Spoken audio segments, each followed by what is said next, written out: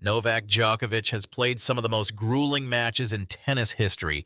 Five-set epics in the Australian heat, Wimbledon finals that stretched past 5 hours, U.S. Open battles under the lights in New York humidity. But what happened yesterday in Cincinnati might be the most alarming moment of his entire career. Not because of the opponent, not because of the scoreline, but because of what it revealed about the future of one of the greatest athletes in sports history. The world number 5 and third seed at the Cincinnati Open lost to world number 50, Thiago Agustín Tirante, a 25-year-old Argentine, in the second round. The score was 2-6, 6-4, 6-4. On paper, it's an upset, a bad day at the office for a 39-year-old legend. But if you watched the match, if you saw what was happening on that court in Mason, Ohio, you know this was something completely different. Djokovic wasn't outplayed in the traditional sense. He was fighting his own body in conditions that are supposed to be routine for a professional athlete. And what he said afterward should have every tennis fan, every analyst, and everyone at the U.S. Open paying very close attention. Let's break down exactly what happened, why it matters, and what it means for the final Grand Slam of the year that starts in just 2 weeks. This was Djokovic's first match since losing to Jannik Sinner in the Wimbledon semifinals back on July 10th. More than a month off, and his first hard court match in even longer. Cincinnati was supposed to be the tune-up, the preparation, the place where he shakes off the rust and builds momentum heading into Flushing Meadows. Instead, it turned into a medical emergency in slow motion. The match lasted 2 hours and 44 minutes, not exceptionally long by tennis standards, but from the second set onward, Djokovic was visibly struggling. He required a medical timeout. Physios and doctors were called to the court. At one point, he appeared to vomit into a towel. This isn't a player dealing with a minor cramp or a tight muscle. This is someone whose body is rejecting the conditions entirely. And here's the part that should terrify anyone who wants to see Djokovic compete at the highest level for a few more years. This isn't new. After the match, Djokovic didn't sugarcoat it. He revealed, "It's just a condition that I have health-wise that has been bothering me for the past couple of years. A lot of issues, especially when it is humid and it is hot." That again, a couple of years, plural. This has been ongoing, and we're only hearing about it now in explicit terms because it finally broke through in a way that couldn't be hidden or managed.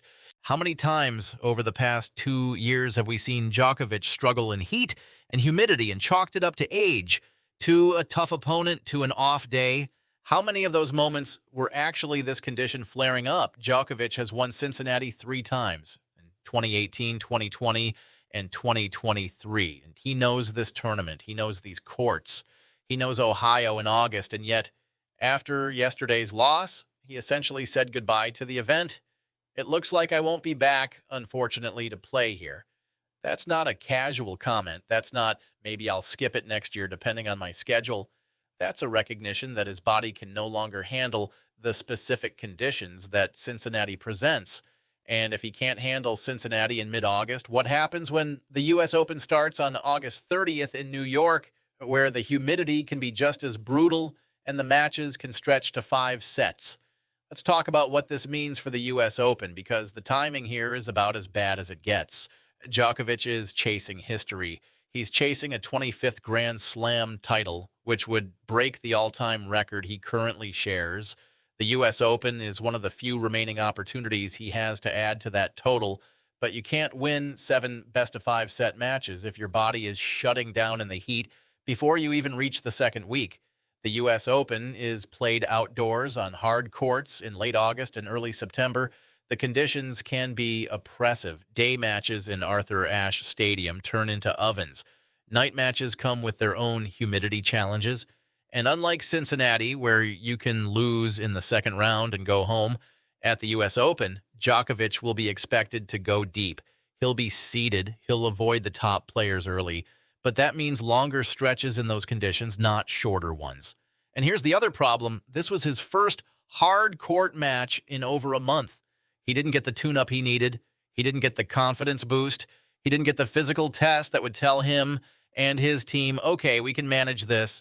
Here's how." Instead, he got a very clear answer. In these conditions, his body says no. Now, Djokovic is one of the most mentally and physically resilient athletes in the history of sports. He's come back from injuries, from losses, from moments where people wrote him off. His team will be working around the clock to figure out how to manage this condition, how to prepare him for New York, how to give him the best possible chance. But there's a difference between managing an injury and managing a condition that flares up specifically in the exact environment you're about to compete in for 2 weeks straight. Let's also talk about the opponent for a second, because Thiago Agustín Tirante deserves credit here. He's 25 years old, ranked 50th in the world, and he just took down a legend. That's a career-defining win regardless of the circumstances.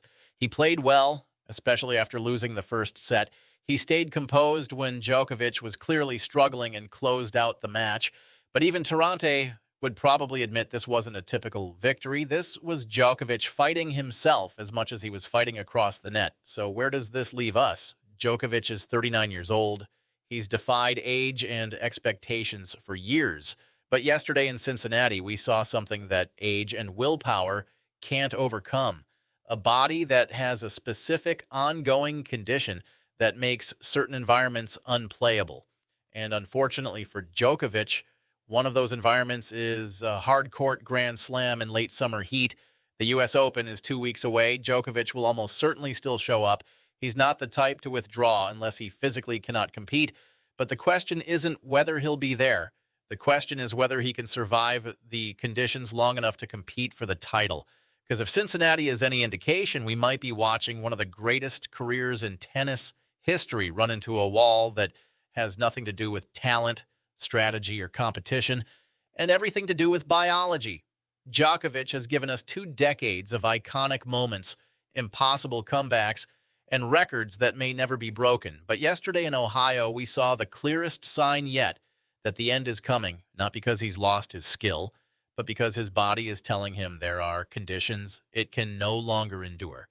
And if the U.S. Open turns into another battle against heat and humidity, we might be witnessing the beginning of the end in real time. The tournament starts August 30th. The world will be watching, and for the first time in a long time, the biggest question surrounding Novak Djokovic isn't whether he can win, it's whether he can finish.